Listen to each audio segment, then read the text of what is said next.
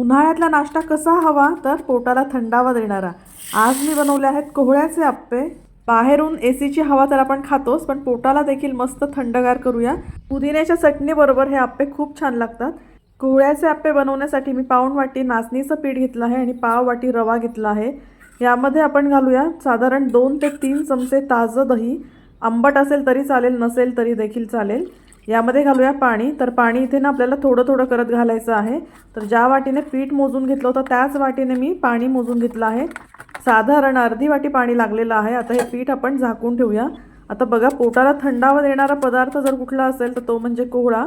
कोहळ्याचे अनेक आरोग्यदायी फायदे आहेत। पिन कमेंटमध्ये मी सगळे दिलेले आहेत, ते नक्की वाचा।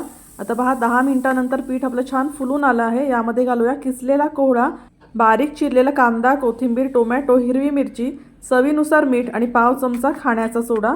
आता आपण हे सगळं ना व्यवस्थित एकजीव करून घेऊया। एकीकडे आप्पे पॅन देखील मी गरम करायला ठेवला आहे। कडकडीत गरम झालं की यामध्ये तेल टाकायचं आणि आप्प्याचं जे मिश्रण केलं ना ते यामध्ये आपण घालून घेऊया। थोडंसं वरून तेल टाकूया आणि झाकण लावून आपण एक साधारण 5 मिनिटांपर्यंत हे वाफवून घेऊया। वरची बाजू सुकली ना की पुन्हा आपण हे टर्न करून थोडंसं तेल टाकून भाजून घेणार आहोत। मस्त गरमागरम टम्म फुगलेले कोहळ्याचे आप्पे आपले तयार झालेले आहेत।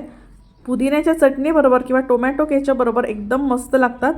अशाच हेल्दी टेस्टी रेसिपीजसाठी मिमीज किचन मराठीला फॉलो करा।